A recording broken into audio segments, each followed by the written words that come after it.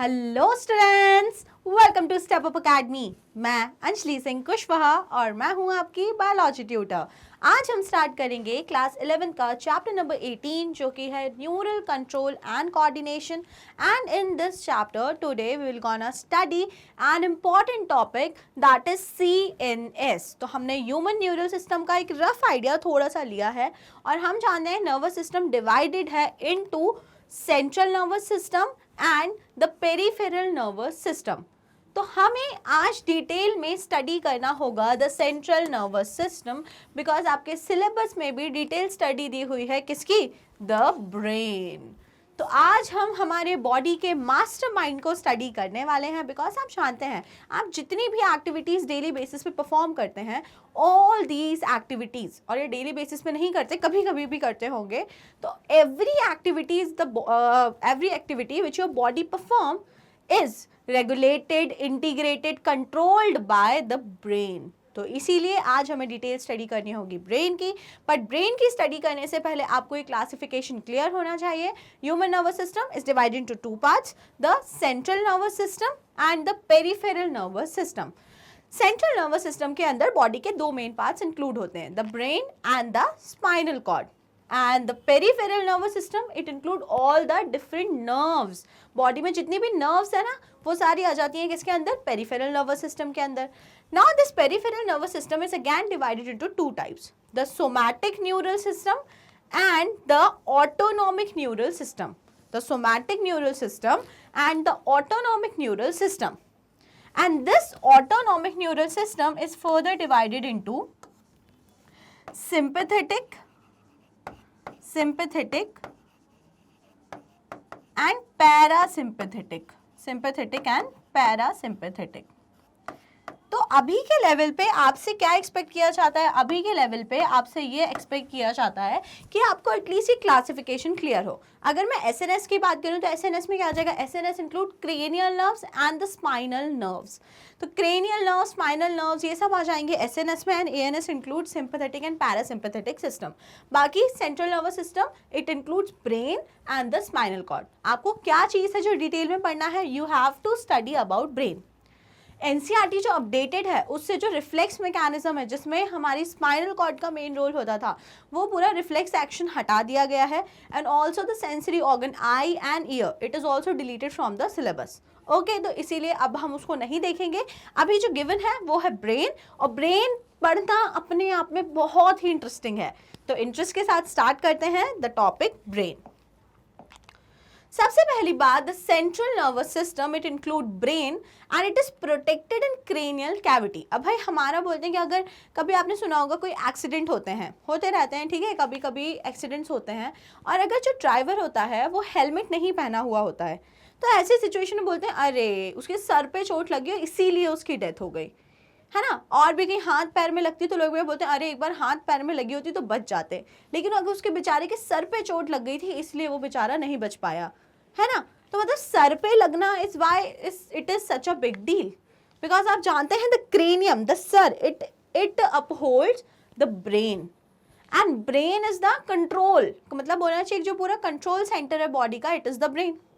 अगर पूरा जो कंट्रोल एंड कोऑर्डिनेशन सेंटर है आपकी बॉडी का, अगर उसको ही कुछ अफेक्ट पड़ता है, सो बहुत सीधी सी बात है, your whole body will be paralysed और your whole body tissue will ultimately die, क्योंकि उसको भाई जो पूरी एक्टिविटीज बॉडी में चल रही है उसको करवाने वाला जो एकमात्र सेंटर था वो अफेक्ट हो गया है।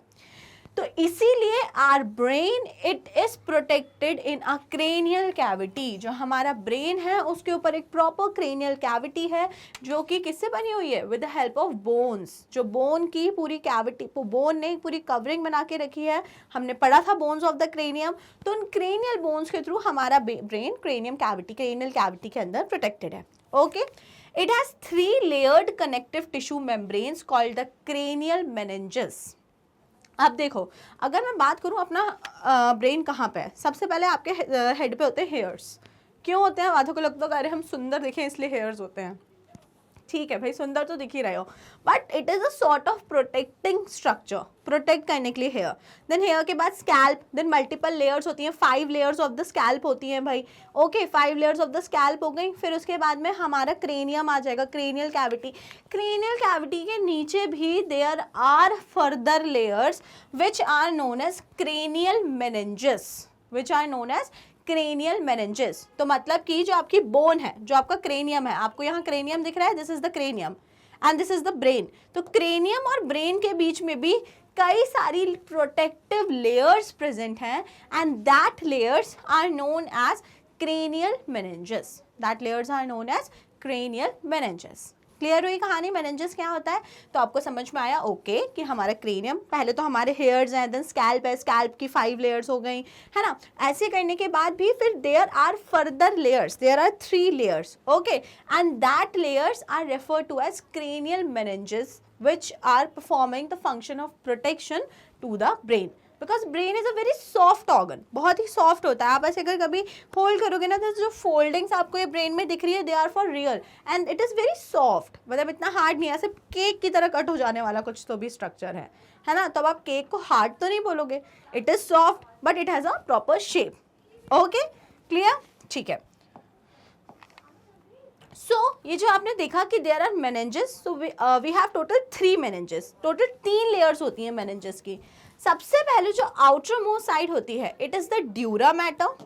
देन जो मिडिल में होती है, it is the arachnoid mater, and जो सबसे इनर साइड होती है, it is the pia mater. So we have total of 3 meninges, total of 3 meninges from outside to inside। सबसे बाहर कौन सी होती है? Dura mater. Then we have arachnoid mater and then innermost जो बिल्कुल ब्रेन के कंटैक्ट में होती है, it is the pia mater. Okay, clear. तो ये 3 लेयर्स के बीच में अब कुछ स्पेस भी होती है। देखो, जैसे कि ये है आउटर मोस्ट लेयर, ये हो गई मेरी ड्यूरा मैटर। उसके बाद में मिडिल की जो लेयर है वो कौन सी मैटर हो गई? It is the arachnoid mater. And the innermost layer which is in contact with the brain, this is pia mater. और फिर यहाँ पे प्रेजेंट होगा, यहाँ मैं ऐसे व्हाइट कलर से ड्रॉ कर दे रही हूँ, this is my brain, this is my brain. Okay, अब ये जो लेयर्स के बीच में गैप होता है, जैसे the gap between dura mater and the arachnoid mater, the space between dura mater and arachnoid mater, this space is referred to as sub, this space is referred to as subdural space, subdural space. Okay, then the space between arachidnoid matter and pia matter, this space is referred to as subarachidnoid space। अब आप बोलोगे ma'am खाली जगह है तो कुछ तो होना चाहिए ना, ऐसे खाली थोड़ी रहेगा, कुछ तो डाल देते हैं, कोई सा फ्लूइड डाल देते हैं, कोई सा टिश्यू डाल देते हैं, कुछ तो डाल देते हैं ना। ओके, तो आप इतना इंसिस्ट कर रहे हो तो मैं यहाँ पे एक फ्लूइड डाल देती हूँ, मतलब मैंने नहीं डाला, it is naturally present over there. That fluid is known as CSF, the cerebrospinal fluid. So ये जो स्पेसेस होती हैं, the subdural space and the subarachnoid space, इसमें एक फ्लूइड प्रेजेंट होता है and that fluid is known as CSF, the cerebrospinal fluid. अब भाई कोई सा भी फ्लूइड है, जैसे लंग की कैविटी थी, प्लूरल कैविटी, आपने उसमें भी फ्लूइड पढ़ा था। ओके, फिर उसके बाद में हार्ट की कैविटी थी, आपने वहाँ भी फ्लूइड पढ़ा था। तो बेसिकली जब भी कोई फ्लूइड प्रेजेंट होता है तो वो क्या काम करते हैं? शॉक एब्जॉर्प्शन का काम करते हैं, कोई भी क्या बोलते हैं चीज़ों का ट्रांसपोर्ट होना है उस चीज़ को रेगुलेट करते हैं। तो basically this fluid, cerebrospinal fluid has also many functions and it is present in the spaces like the subdural space and the subarachnoid space. ठीक है, क्लियर हो गई बात। अब ये क्वेश्चन आएगा कि ब्रेन में ये फ्लूइड बनता कैसे है भाई? तो भाई हमारे ब्रेन के अंदर कई सारी ऐसी कैविटीज होती हैं, स्पेसेस होती हैं, that spaces are known as ventricles of the brain. अब आप बोलोगे मैम वेंट्रिकल्स तो हार्ट में होते थे, ब्रेन में कहाँ से आ गए? तो वेंट्रिकल्स वो वाले वेंट्रिकल्स नहीं है जो हार्ट वाले थे, no, ventricles are nothing but the cavity, or the spaces. हमारे ब्रेन के अंदर कुछ कैविटीज हैं, कुछ स्पेसेस हैं जिन्हें हम बोलते हैं ventricles of the brain. And उन वेंट्रिकल्स के अंदर फॉर्म होता है, सिंथेसाइज होता है दिस सेरेब्रोस्पाइनल फ्लूइड। ठीक है, क्लियर हुआ। तो ये जो सेरेब्रोस्पाइनल फ्लूइड है ये सिंथेसाइज होता है inside the ventricles of the brain. और कहाँ फिर जाके प्रेजेंट होता है, कहाँ रहता है ये, it is present in the sub arachnoid space and the subdural space. तो सब arachnoid space and subdural space में प्रेजेंट होता है सेरेब्रोस्पाइनल फ्लूइड, CSF। सिंथेसाइज कहाँ होता है CSF, it is synthesized in the ventricles of the brain, ventricles of the brain में synthesize होता है। ओके तो क्या लिखा हुआ है भाई, 3 लेयर्स आपको क्लियर हो गई, तब मेनिंजेस आपको क्लियर हो गई है। The subarachnoid space between pia mater and arachnoid matter is filled with cerebrospinal fluid. The ventricles of the brain are also filled with same. Okay, clear everyone? तो अभी हमने सिर्फ बेसिक इंट्रोडक्शन देखा कि हमारा जो ब्रेन है वो कितना डेलिकेट है and it is protected in multiple layers, किस तरीके से वो मल्टीपल लेयर्स के अंदर प्रोटेक्टेड है।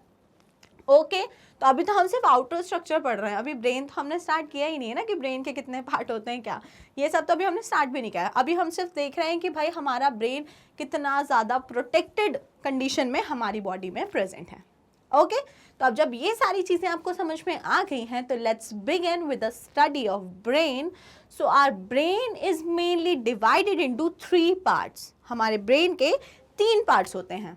ओके सबसे पहले जो सबसे आगे वाले साइड पे, फ्रंट वाले साइड पे और जो major portion of the brain form करता है, it is the forebrain. That part of the brain is known as forebrain और द प्रोजेंसेफेलॉन और the prosencephalon. Then the next part just behind forebrain is the mid brain. कौन सा part होता है, mid brain, and mid brain is also known as mesencephalon. And the part which lie entirely, बिल्कुल सबसे पीछे side में जो लाई करेगा, बिल्कुल बैक वाले साइड में, it is the hind brain and it is also known as rhombencephalon. It is also known as rhombencephalon. So अपना जो ब्रेन होता है, जो ह्यूमन ब्रेन होता है, it is mainly divided into 3 parts. सबसे पहले आप जो देख रहे हो, ये जो पूरा बड़ा सा येलोइश पार्ट जो आपको दिख रहा है, जिसपे आपको कुछ फोल्डिंग्स दिख रही हैं, this part is the fore brain. ये पूरा पार्ट कौन सा होता है, फोर ब्रेन। देन सेंटर में यहाँ पे एक बहुत ही छोटा सा स्ट्रक्चर होता है जो होता है मिड ब्रेन, बहुत ही छोटा सा स्ट्रक्चर होता है जो कौन सा होता है, mid brain. And the last part जो ये आपको यहाँ से ये पूरा पार्ट जो दिख रहा है नीचे की तरफ, जो आपको इतना पूरा पार्ट ऑब्जर्व हो रहा है ना, this entire of this is the mid brain, sorry this is the hind brain. So this is mid brain, this is hind brain, and ये जो ऊपर जितना भी बचा, this is fore brain, this is fore brain. Okay तो आपको clear हुआ हमारा ब्रेन सबसे पहली बात तो कितने ब्रॉड डिविजन्स में डिवाइडेड है, 3, the fore brain, the mid brain and the hind brain. Clear everyone? Okay now let's study about forebrain, that is prosencephalon. Prosencephalon forebrain के बारे में थोड़ी थोड़ी बात हम लोग करते हैं, ठीक है।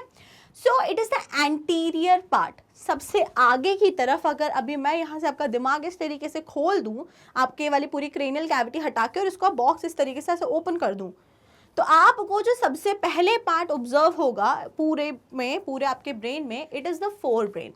बिकॉज जो बाकी पार्ट्स हैं, the mid brain and the hind brain, उसको हाइंड बोल ही इसलिए रहे हैं बिकॉज इट लाइज पीछे तरफ, पीछे बैकवर्ड साइड पे लाई करेगा, नीचे साइड में, अगर थोड़ा नीचे साइड में यहाँ पे लाई करेगा।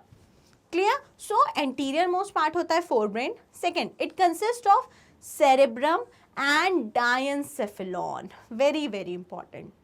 अब आपको इंपॉर्टेंट ये हो जाता है ब्रेन में कि आप फर्दर पार्ट्स लर्न रखो, जैसे कि फोर ब्रेन के अंदर क्या क्या चीज़ें आती हैं। तो fore brain include cerebrum and diencephalon. क्या क्या 2 पार्ट्स इंक्लूड होते हैं इन द फोर ब्रेन? सबसे पहले आप बोलोगे the cerebrum and the diencephalon. Okay अब ये जो डायनसेफेलॉन है, अगर हम इसका थोड़ा सा डिस्कशन करें तो डायनसेफेलॉन कुछ अगर ऐसा क्वाड्रेंगुलर स्ट्रक्चर उसको इमेजिन करो, तो जो इसकी साइड वॉल्स होती हैं उसको आप बोलोगे थैलेमस। जो इसका साइड वाला लेटरल पार्ट है वो बनाया हुआ है थैलेमस ने, जो इसका नीचे वाला पार्ट है वो बनाया हुआ है हाइपोथैलेमस ने, और जो इसका ऊपर वाला पार्ट है वो बनाया हुआ है एपीथैलेमस ने। सो डायनसेफेलॉन एक ऐसा स्ट्रक्चर है, ऐसा बिल्कुल कॉम्प्लेक्स स्ट्रक्चर है जिसको लेटरली फॉर्म किया हुआ है थैलेमस ने, और नीचे की तरफ ऑन द साइड बिलो, नीचे वाले साइड की बात करें तो हाइपोथैलेमस, और अगर ऊपर वाले साइड की बात करें, हम लोग एंटीरियरली बात करें तो इट इज एपीथैलेमस। तो एपीथैलेमस, हाइपोथैलेमस एंड थैलेमस, इस तरीके से कुछ डायनसेफेलॉन डिजाइन होता है। अभी आगे जब हम डिटेल में पढ़ेंगे तो आपको और क्लियरली समझ में आ जाएगा। बाकी सेरेब्रम कौन सा पार्ट होता है? तो ऑल द येलोइश पार्ट, ये जितना भी आपको, जो आपको ब्रेन आप जब हाथ में लेते हो कभी भी, तो आपको जो भी मेजरली दिखता है विद नेकेड आइज, जो आपको अपनी आंखों से बिल्कुल क्लियर बड़ा बड़ा फोल्ड्स इस टाइप के दिखते हैं, this is cerebrum, whole of this is cerebrum, इस पूरे को आप क्या बोलते हो, सेरेब्रम। ओके, क्लियर हुआ आपको? नाउ सेरेब्रम के बारे में अगर हम देखें तो it is the largest part, पूरे ब्रेन में अगर हम बात करें तो सबसे लार्जेस्ट पार्ट जो होता है वो होता है cerebrum. Okay, it has 2 cerebral hemisphere held together by a tract of nerves called corpus callosum। अब अगर ये जो ब्रेन है, अगर मैं आपके ब्रेन को ऐसे पकड़े हुई हूँ तो आपको ब्रेन में सेंटर में एक लाइन ऑब्जर्व होती है, ठीक है? आप कभी भी अगर अपने ब्रेन को होल्ड करोगे तो you will observe a central line, आपको बीच में एक लाइन दिखेगी, और उस लाइन से अगर आप इसे अलग करना चाहोगे तो your brain will separate into 2 hemispheres, आधे आधे टुकड़ों में सेपरेट हो जाएगा। ये जो आपको दिख रहा है ये आपको लैटरल इमेज दिख रही है, और आप अगर यहाँ पे देखोगे तो यहाँ सेंटर में आपको एक लाइन दिखेगी, और इस सेंटर वाली लाइन से अगर आप ऐसे ब्रेन को सेपरेट करोगे तो इट विल डिवाइड इनटू, अगर आप उसको सेपरेट करोगे तो इस तरीके से आपको 2 हेमिस्फीयर देखने को मिल जाएंगे, ऐसे करके brain will divide into 2 parts.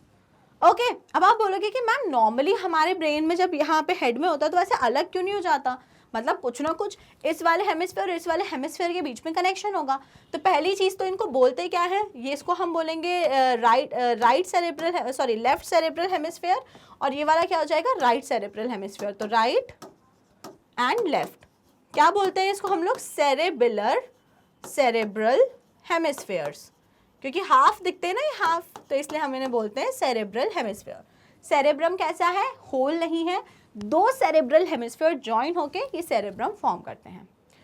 अब हम अगर बात करें तो ये दोनों कनेक्टेड कैसे रहते हैं, तो इनको कनेक्ट करने वाला एक स्ट्रक्चर इनके बीच में प्रेजेंट होता है, which is nothing but a tract of nerve fibres, जो बल्कि कुछ नहीं है, नर्व फाइबर्स है बहुत सारे, वहां पे बहुत सारे नर्व फाइबर्स का ग्रुप है। Okay, so this tract of nerve fibers which joins the 2 cerebral hemisphere, it is known as corpus callosum, it is known as corpus callosum। तो अगर कभी आपसे कोई क्वेश्चन पूछता है कि what is corpus callosum, तो आपको सिंपल आंसर करना होगा कि it is a tract of nerve fiber, nerve fiber का ट्रैक्ट होता है। काम क्या है इसका, काम है कि 2 सेरेब्रल हेमिस्फीयर्स को इंटैक्ट करके रखना, दोनों को पास पास रखना, दोनों को ज्वाइन करके रखना। तो क्लियर हुआ सेरेब्रम में क्या होता है, cerebrum is in the form of cerebral hemisphere, it is the largest part connected by a tract of nerve fibres known as corpus callosum. Okay, now outer part of cerebrum is called cerebral cortex. अब ये जो हमारा पूरा cerebrum है, इसका जो बाहर वाला पार्ट होता है वो कहलाता है cerebral cortex. It has convulsions and depressions and is formed of gray matter. Gray color is due to the presence of neuron cell body. Okay, अब देखो भाई बड़ा इंटरेस्टिंग हो जाता है ये। आपको ये ब्रेन दिख रहा है, इसका कट सेक्शन दिख रहा है, आपको ब्रेन का क्या दिख रहा है, कट सेक्शन। आज जब आप ब्रेन का कट सेक्शन देखते हो तो आपको पूरा यहाँ पे, यहाँ से लेके ये जितना पूरा पार्ट है, ये मैं उसको मार्क कर देती हूँ, है ना। आपको जो ये वाला पूरा पार्ट दिख रहा है, यहाँ से लेके ये पूरा यहाँ तक, ये जो पूरा पार्ट है, ये पूरा पार्ट सेरेब्रम है, ठीक है, सेरेब्रम है, ये एक सेरेब्रल हेमिस्फीयर है। अब इस सेरेब्रल हेमिस्फीयर में जो आउटर पार्ट होता है, that outer part is known as cerebral cortex, उस आउटर पार्ट को हम लोग बोलते हैं सेरेब्रल कॉर्टेक्स। ओके, और ये जो सेरेब्रल कॉर्टेक्स है इसको व्हाइट मैटर भी बोला जाता है, इसको बोला जाता है ग्रे मैटर। क्या बोला जाता है इसको, ग्रे मैटर। और जो इनर पार्ट होता है, तो सेरेब्रल कॉर्टेक्स तो आउटर पार्ट हो जाता है कॉर्टेक्स का, और जो कॉर्टेक्स का इनर वाला पार्ट होता है, जो हमारे सेरेब्रम का इनर वाला पार्ट है, उसको हम लोग बुलाते हैं व्हाइट मैटर। उसको हम लोग क्या बुलाते हैं, व्हाइट मैटर। ठीक है, क्लियर हुई वाली कहानी। अब मैं अगर आपसे बोलूं इसको हम लोग ग्रे मैटर क्यों बोल रहे हैं, आउटर पार्ट सेरेब्रल कॉर्टेक्स को आउटर पार्ट क्यों बोल रहे हैं, और जो इनर पार्ट है उसे हम व्हाइट मैटर क्यों बोल रहे हैं, द रीजन बिहाइंड। तो आप ऐसे इमेजिन करो, अगर मैं कभी देखो न्यूरॉन ड्रॉ करती हूँ, ये एक न्यूरॉन है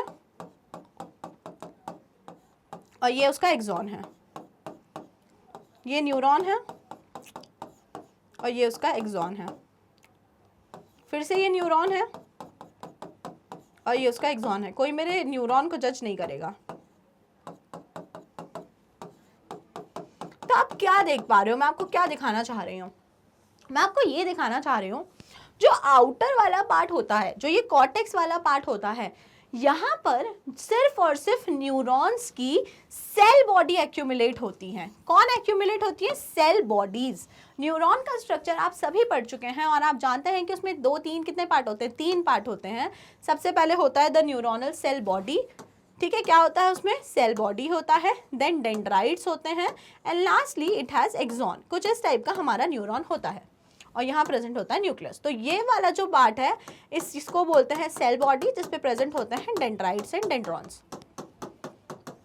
okay, and this is the axon. तो जो कॉर्टेक्स वाला पार्ट होता है, कॉर्टेक्स वाले पार्ट में एक्यूमुलेटेड होती हैं बहुत सारी सेल बॉडीज, बहुत सारी सेल बॉडीज। यहाँ एक्सॉन के ऊपर का जो पार्ट है वो बहुत ज़्यादा अमाउंट में कॉर्टेक्स में एक्यूमुलेटेड होता है। एंड आप जानते हैं सेल बॉडी के अंदर प्रेजेंट होते हैं निसल्स ग्रैन्यूल। तो निसल्स ग्रैन्यूल के कारण और बहुत सारी सेल बॉडी के कारण जो बाहर का स्ट्रक्चर है, जो आउटर कॉर्टेक्स है, वो ग्रेइश कलर का अपीयर होता है and it is known as grey matter. It is known as grey matter. और अगर हम इनर वाले साइड की बात करें, अंदर वाली तरफ की बात करें ब्रेन की, तो वहां पे क्या एक्यूमुलेट होते हैं? There the axons. Okay, the axons are accumulated and they form the white matter. They form the white matter. तो आपको याद रखना है, in the brain inside part is known as white matter, या फिर आप ऐसे याद रखो कि in the cerebrum, जो अंदर की तरफ जो पार्ट है, it is known as white matter and the part which lie outside it is known as cerebral cortex or the gray matter because it appear grayish in appearance. Why it appear grayish in appearance? Because grey colour is due to the presence of hell lot of a cell body. बहुत सारी cell body accumulate हो गई हैं and they are making it appear greyish in appearance. Okay, clear everyone? Very good. Now cerebral cortex consist of, अब ये जो हमारा cerebral cortex होता है, जो आउटर मोस्ट पार्ट है कॉर्टेक्स का, इसके अंदर कई सारे एरियाज प्रेजेंट होते हैं, like the motor areas and the sensory और द क्या लिखा है, सोमेस्थेटिक एरियाज। तो we have various areas present in the cerebral cortex part, like the sensory area, motor areas and the association areas. तो sensory motor areas क्या होंगे? जो control करेंगे the voluntary movements of the muscle. Motor area, so what is the function of motor area? ये याद रखना होता है, मोटर एरिया का फंक्शन होता है to regulate the voluntary movements of the muscle. हमारी जो वॉलेंट्री मसल्स होती हैं, जो स्ट्रिएटेड मसल्स होती हैं, उनको कब कैसा क्या मूवमेंट करना है, it is regulated by the motor area. Okay, sensory area की बात करते हैं तो ये क्या कराता है? Controls the functioning of sense organs. तो जितने भी हमारे सेंस ऑर्गन होते हैं, आईज, ईयर्स, नोज, टंग, स्किन, तो जितने भी हमारे सेंस ऑर्गन्स होते हैं उनकी फंक्शनिंग रेगुलेट करता है this sensory area, this sensory area. And the brain, the cerebral cortex also has association areas, very very important.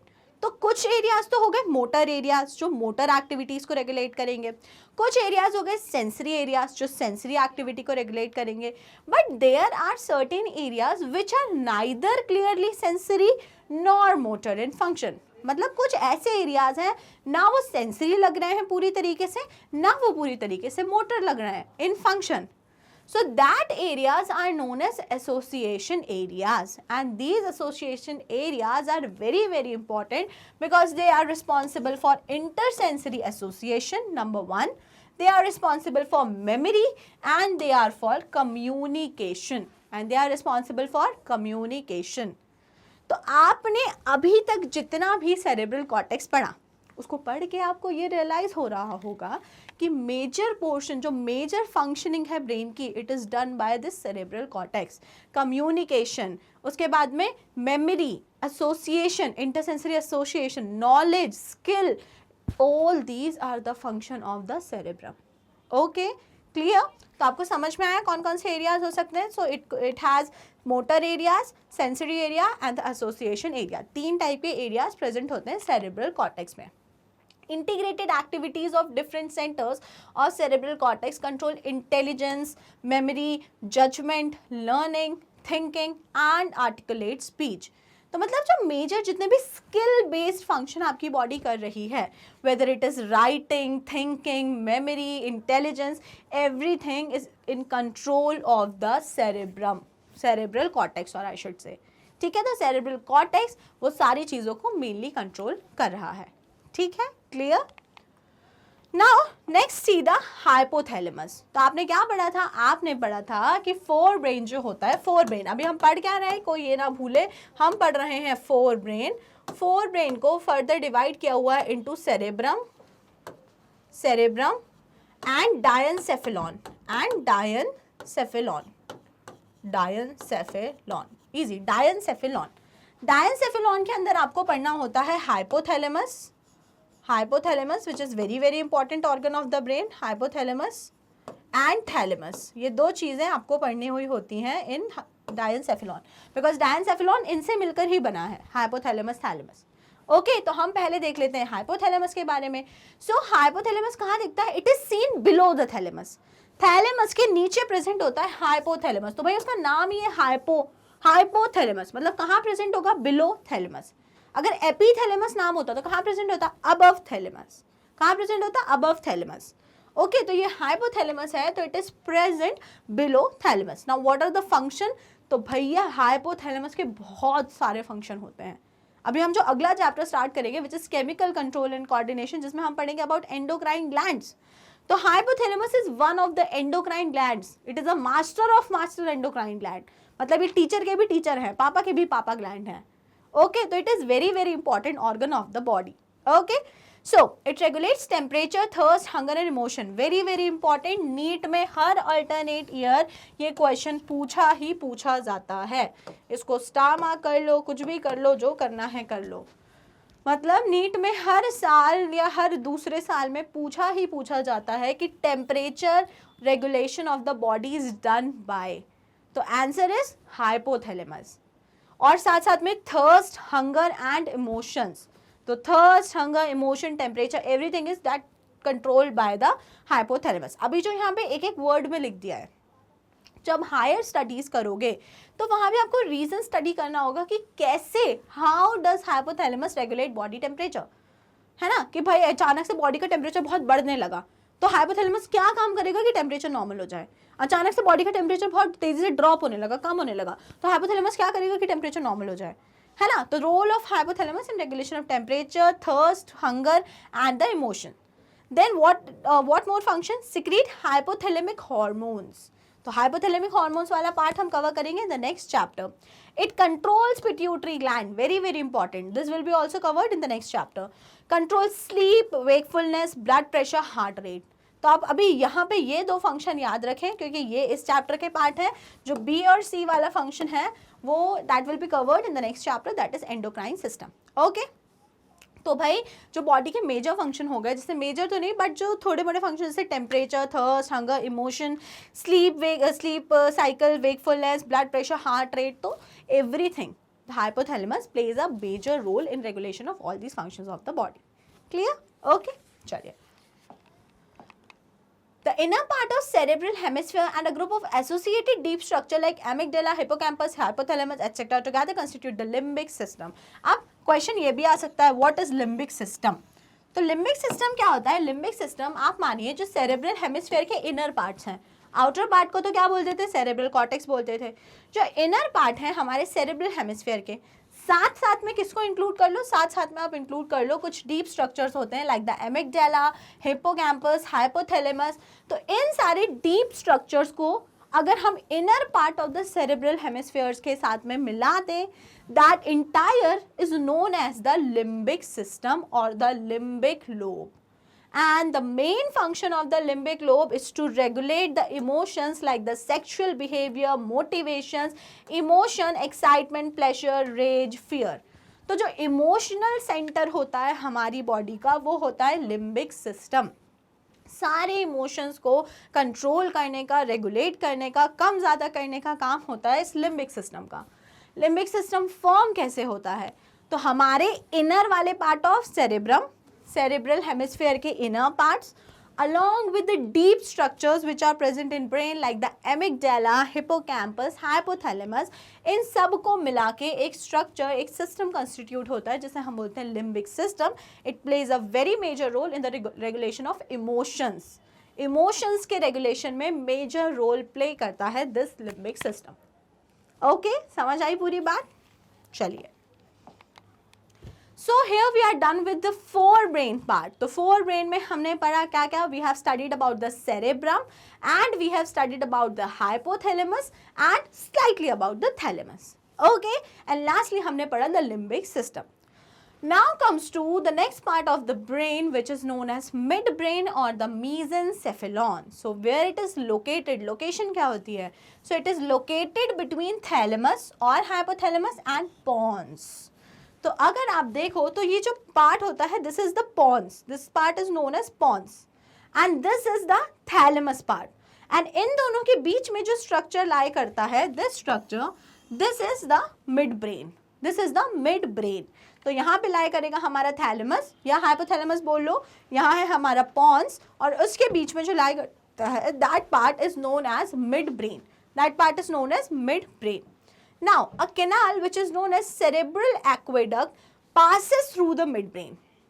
अब एक बहुत इंपॉर्टेंट कैनाल होती है जो कि फर्दर क्या फंक्शन होता है, it helps in the formation of cerebrospinal fluid जब फॉर्म होगा and many other function. This canal plays a very major role.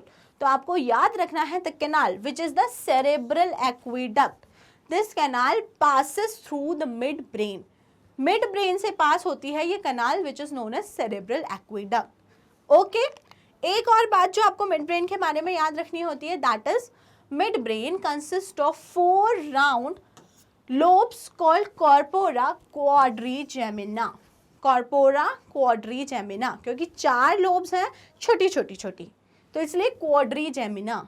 So 4 circular spherical lobes are present in the midbrain which are known as corpora quadrigemina. The anterior pair, their anterior pair is the center of visual reflexes and the posterior pair is a center of auditory reflexes. अब अगर हम बात करते हैं कुछ इस type की 4 lobes हमारे मिड ब्रेन में प्रेजेंट है which are known as corpora quadrigemina. तो ये जो corpora quadrigemina हमारे ब्रेन में लाई करती है मिड ब्रेन में, इनमें से ये जो आगे वाली 2 हैं, they are responsible for the visual reflexes, मतलब जितने भी हमारे विजन रिलेटेड रिफ्लेक्सेस होते हैं they will be controlled by the anterior 2 lobes of corpora quadrigemina. तो आगे वाली 2 क्या रेगुलेट करती हैं? Visual reflexes, visual reflex. और जो पोस्टीरियर 2 हैं, posterior 2, they regulate the auditory reflex, they regulate the auditory reflex. तो आपको मिड ब्रेन के बारे में एक बात याद रखनी होगी कि जितने भी कंट्रोलिंग सेंटर्स होते हैं, जितने भी मेन एरियाज होते हैं हमारे ब्रेन के जो कंट्रोल एंड कोऑर्डिनेशन का फंक्शन परफॉर्म करते हैं, those areas and those centres, those nuclei are present in the mid brain. तो जैसे आपने कॉर्पोरा क्वाड्रिजेमिना देखा, 4 लोब्स प्रेजेंट, तो आगे की 2 लोब क्या कर रही हैं? विजुअल रिफ्लेक्सेस के लिए काम कर रही हैं, और जो पीछे की 2 लोब्स हैं, posterior 2 lobes, they are responding towards the auditory reflexes. तो इस तरीके से आप देखेंगे, अभी जब हम आगे हाइंड ब्रेन पढ़ लेंगे तो आप पाएंगे कि उसमें कई सारे एरियाज ऐसे होते हैं ब्रेन में जो रेगुलेट करते हैं different activities of the brain, memory, speech, sleep, तो everything is controlled by the brain. Okay, clear? ठीक है, तो ये हो गया सब कुछ किसके बारे में? मिड ब्रेन के बारे में। So now let's move to the next part and the last part of the brain which is hind brain. So hind brain is also known as rhombencephalon, okay, and it consists of 3 parts. Further जो हमारा hind brain होता है वो 3 parts में divided होता है। The cerebellum, अब cerebrum और सेरेबेलम में कंफ्यूज नहीं होना है। Cerebrum was part of forebrain and cerebellum is the part of hindbrain. Second is pons, full name is pons varolii, and the last is medulla oblongata, medulla oblongata. Okay, so what 3 parts of brain that we have? Hind brain. Number 1 cerebellum, number 2 pons and number 3 medulla oblongata. ये जो medulla oblongata है ये further continue हो जाता है into spinal cord.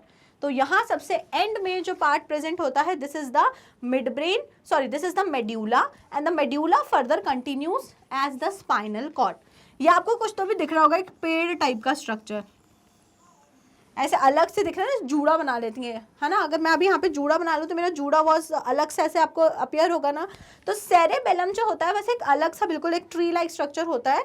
Tree like नहीं होता है, ऐसे लोप लाइक होता है, लेकिन जब आप उसका क्रॉस सेक्शन देखोगे तो अंदर आपको उसमें ट्री लाइक अपीयरेंस दिखेंगे।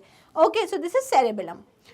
सेरेबेलम के जस्ट साइड में यहाँ पे एक सोलन पार्ट लाई करता है, थोड़ा सा सोलन पार्ट लाई करता है, this is the pons. And pons के जस्ट नीचे लाई करता है मेड्यूला, और पॉन्स के जस्ट ऊपर लाई करता है मिड ब्रेन। पॉन्स के जस्ट ऊपर कौन होता है? Mid brain. तो ये जो मिड ब्रेन है ये पॉन्स और मेड्यूला, आपको नहीं लग रहा है ऐसे तीनों एक लाइन में प्रेजेंट है? इतनी सारी लाइंस थोड़ी बनानी थी यार, आपको ऐसे नहीं लग रहा? पॉन्स, मेड्यूला और हमारा मिड ब्रेन, पॉन्स और मेड्यूला ऐसे करके एक लाइन में प्रेजेंट है। कैसे लाइन में प्रेजेंट है? ये हो गया पहले मिड ब्रेन, फिर ऐसे करके पॉन्स प्रेजेंट है, और फिर नीचे हमारा वो प्रेजेंट है मेड्यूला, ऐसे करके कुछ प्रेजेंट है। ये वाला पार्ट हो जाता है मिड ब्रेन, ये वाला पार्ट हो जाता है हमारा पॉन्स, और ये वाला हो जाता है मेड्यूला। सो इन तीनों स्ट्रक्चर को हम साथ में मिलाकर बोल देते हैं ब्रेन स्टेम। क्या बोल देते हैं? Brain stem. ब्रेन स्टेम कौन सी तीन चीजों को मिला के ब्रेन स्टेम बोला जाता है? The mid brain, the pons and the medulla oblongata. अब एनसीईआरटी एक लाइन लिखती है, hind brain and mid brain forms the brain stem. यहाँ पे भी शायद वही लाइन लिखी हुई है, mid brain and hind brain form the brain stem, यही लिखा हुआ है ना। लेकिन अगर मैं आपसे बोलूँ कि पूरा का पूरा हाइंड ब्रेन इन्वॉल्व है, no, cerebellum is not the part of a brain stem. ये जो सेरेबेलम आपको दिख रहा है this is not the part of a brain stem. तो मिड ब्रेन पूरा इन्वॉल्व है, बट हाइंड ब्रेन के जो 3 पार्ट्स होते हैं उसमें से सिर्फ 2 ही पार्ट्स इन्वॉल्व होते हैं in the formation of brain stem, that is pons and the medulla. Pons and the medulla. Okay everyone, clear? Okay good. अब हम एक एक पार्ट को डिटेल स्टडी करते हैं। तो सबसे पहले हम देख लेते हैं सेरेबेलम को। तो सेरेबेलम को भैया कुछ नहीं, लिटिल सेरेब्रम ही बोलते हैं। जैसे बड़ा सा हमारा सेरेब्रम होता है वैसे ही कुछ उसका छोटा वर्जन होता है हमारा सेरेबेलम, ठीक है। It has very convoluted surface to accumulate more neurons. ये बिल्कुल एक्चुअल डायग्राम है सेरेबेलम का। तो अगर आप देखो तो आपको इसमें बहुत सारे फोल्ड दिख रहे हैं, और बेसिकली आप देखो तो आपको एक ट्री लाइक स्ट्रक्चर दिखेगा, ट्री लाइक बहुत सारे फोल्ड्स। तो ये जो बहुत सारे फोल्ड्स प्रेजेंट होते हैं सेरेबेलम के अंदर, ये क्यों होते हैं? ताकि ज़्यादा से ज़्यादा न्यूरॉन्स उसके अंदर एक्यूमुलेट हो पाएँ। ज़्यादा से ज़्यादा कौन एक्यूमुलेट हो जाए? ज़्यादा से ज़्यादा न्यूरॉन्स इसके अंदर एक्यूमुलेट हो पाएँ। और ज़्यादा से ज़्यादा न्यूरॉन्स को एक्यूमुलेट करके करता क्या है cerebellum? What is the function of cerebellum? तो it control the muscular activity and body equilibrium. अगर मैं ऐसे स्ट्रेट खड़े हो पा रही हूँ that means my cerebellum is okay. मैं कंटिन्यूसली स्ट्रेट लाइन में वॉक कर पा रही हूँ that means my cerebellum is okay. लेकिन जो लोग कंज्यूम कर लेते हैं अल्कोहल, तो फिर वो कैसे चलते हैं? वो कुछ ऐसे करके लड़खड़ाते हुए चलते हैं, उनकी बॉडी बैलेंस नहीं कर पाती। मतलब उनके जो मूवमेंट्स होते हैं वो क्या होते हैं?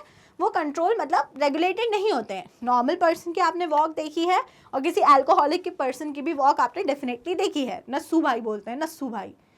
तो जो नस्सू भाई होते हैं वो नॉर्मली क्यों नहीं चल पा रहे हैं?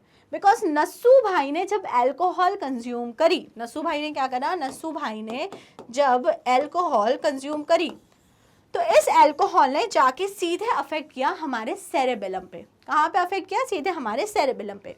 और नॉर्मल फंक्शन ऑफ सेरेबेलम क्या था? मस्कुलर एक्टिविटीज़ को कंट्रोल करना और बॉडी को इक्विलिब्रियम में रखना, स्टेबल रखना। लेकिन अल्कोहल ने इसकी एक्टिविटी को अफेक्ट किया, तो जो बॉडी का नॉर्मल एक्टिविटी, जो नॉर्मल इक्विलिब्रियम होता है, मस्कुलर एक्टिविटीज़ होती हैं, वो हो जाती हैं अफेक्ट। और फिर वो पर्सन नॉर्मली स्ट्रेट लाइन में वॉक नहीं कर पाएगा, गिरेगा, लड़खड़ाएगा। ओके क्लियर नस्सू अंकल की कहानी? Very good. Now next move to second part of the hind brain, that is pons varoli. तो pons varoli क्या होता है? It consists of fiber tract that interconnect different region of the brain. तो सबसे पहली बात तो भाई आपको याद रखो कि पॉन्स में ना क्या होता है, कई सारे फाइबर ट्रैक्ट होते हैं। मतलब आप ऐसे मान लो नर्व के कई सारे ट्रैक्ट होते हैं, गुच्छे होते हैं नर्व्स के। और ये जो नर्व के ट्रैक्ट होते हैं ये क्या करते हैं, ये नर्व के ट्रैक्ट कुछ नहीं कर रहे हैं, ब्रेन के अलग अलग पार्ट को एक दूसरे से कनेक्ट कर रहे हैं। ठीक है, जैसे आपने कॉर्पस कैलोसम देखा था, तो कॉर्पस कैलोसम क्या कर रहा था, राइट सेरेब्रल हेमिस्फीयर को लेफ्ट सेरेब्रल हेमिस्फीयर से कनेक्ट करने का काम कर रहा था। वैसे ही पॉन्स के अंदर भी कई सारे ऐसे फाइबर्स होते हैं जो ब्रेन के एक पार्ट को दूसरे पार्ट से कनेक्ट करने का काम करते हैं। तो सबसे पहली चीज क्या प्रेजेंट होता है पॉन्स में, it has network of fibre या fibre tracts which connect several part of the brain, different region of the brain. Secondly, it coordinate the activity of eye and ear and regulates respiration. तो जो हमारी vision और auditory हमारी जो activities हैं उसको regulate करता है pons, and it also regulates the respiration.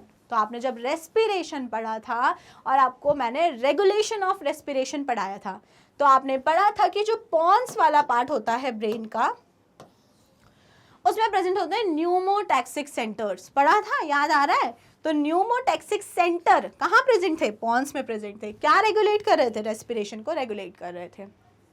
ठीक है, लिंक हुआ, याद आया?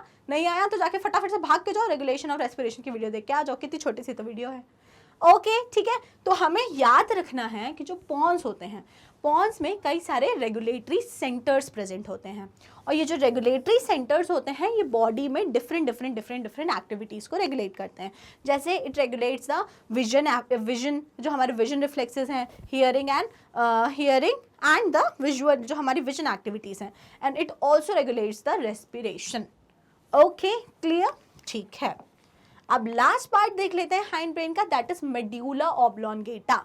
तो मेड्यूला ऑब्लोंगेटा जो होता है, ये जो एंड पार्ट होता है बिल्कुल ब्रेन का, and then finally it is connected to spinal cord. तो ये जो हमारा मेड्यूला होता है ये और आगे जाके ऐसे इलोंगेट हो जाता है and it forms the spinal cord.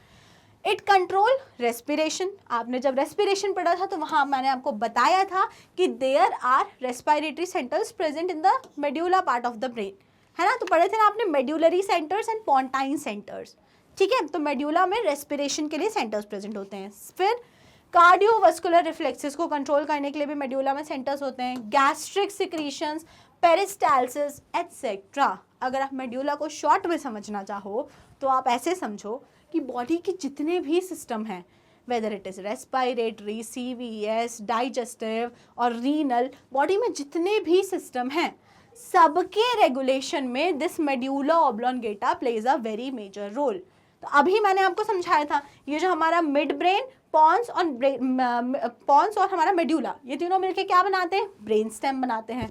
और ये जो पूरा ब्रेन स्टेम है इसका काम ही यही है कि इसमें कई सारे कंट्रोलिंग सेंटर्स प्रेजेंट होते हैं, रेगुलेटरी सेंटर्स प्रेजेंट होते हैं, जिससे नर्व्स अराइज होती हैं और बॉडी में जाके वेरियस एक्टिविटीज़ को कंट्रोल करती हैं। ठीक है, तो जो डिफरेंट हमारे सिस्टम्स हैं like the respiratory system, cardiovascular system, gastric system, renal system, सबको कंट्रोल करने का काम करता है medulla, because it has mainly what, the control centres. It also controls salivation, vomiting, sneezing and coughing. तो जो बॉडी में नॉर्मल रिफ्लेक्सेस होते हैं like the salivation, vomiting, coughing, sneezing, all those activities are also regulated by the medulla oblongata. Okay, clear? So here we are done with whole of the structure and function of the brain. जल्दी से revise करते हैं, क्या पढ़ा हमने? चलो बहुत तेज में रिवाइज कर लेते हैं। हमने पढ़ा कि ब्रेन के 3 पार्ट होते हैं, fore brain, mid brain, hind brain. Fore brain जो होता है उसको फर्दर डिवाइड करते हैं सेरेब्रम एंड डायंसेफेलॉन, जिसके अंदर आता है थैलेमस, हाइपोथैलेमस। फिर हमने सेरेब्रम को डिटेल में देखा, बड़ा पार्ट होता है, बीच में कॉर्पस कैलोसम होता है, बाहर ग्रे मैटर, अंदर वाइट मैटर होता है। 3 एरिया होते हैं, motor area, sensory area and the association area. Then हमने देखा जो जितने भी मेजर फंक्शन होते हैं it is perform by this cerebrum. Hypothalamus के क्या क्या फंक्शन देखे, टेम्परेचर, थर्स्ट, हंगर, इमोशन को कंट्रोल करता है, साथ साथ में नॉर्मल स्लीप वेक साइकिल, इन सबको भी रेगुलेट करता है। फिर हमने देखा लिम्बिक सिस्टम कैसे बनता है, एंड लास्टली हमने देखा limbic system is responsible for emotional control.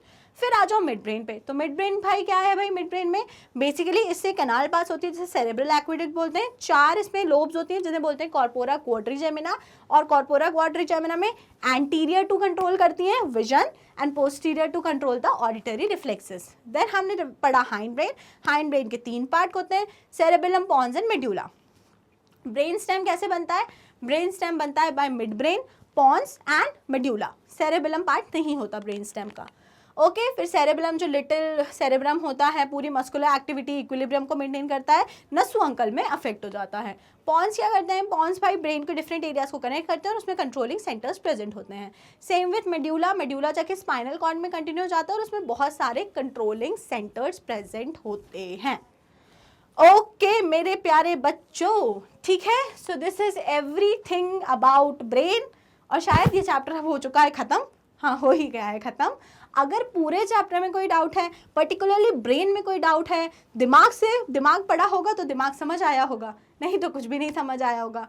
तो अगर दिमाग को पढ़ने के बाद कोई डाउट्स रह जाते हैं तो डाउट्स मुझसे पूछ लीजिए, बिल्कुल, your doubts are most welcome. और अगर सब कुछ क्लियर हो गया है, समझ आ गया है, अच्छा लग गया है, तो फिर जल्दी से वीडियो को कर दो लाइक, स्टेप अप अकेडमी को कर लो सब्सक्राइब, और तब तक के लिए टाटा बाय बाय।